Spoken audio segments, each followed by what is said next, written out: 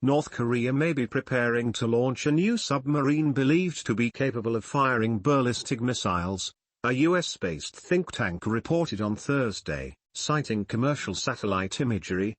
Images revealed 6 barges and vessels gathered around the construction hall quay, said 38 North, which monitors North Korea.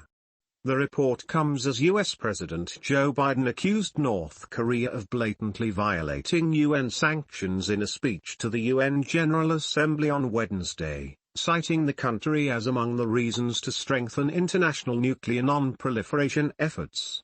State media Time did not describe the submarine's weapons systems or say where and when the inspection took place, but analysts said the apparent size of the new vessel indicated it was designed to carry missiles. North Korea has a large submarine fleet but only one known experimental submarine capable of carrying a ballistic missile. Amid an unprecedented flurry of missile tests this year, North Korea test-fired a submarine-launched ballistic missile in May. Observers say North Korea has made preparations to resume nuclear testing for the first time since 2017, amid stalled denuclearization talks.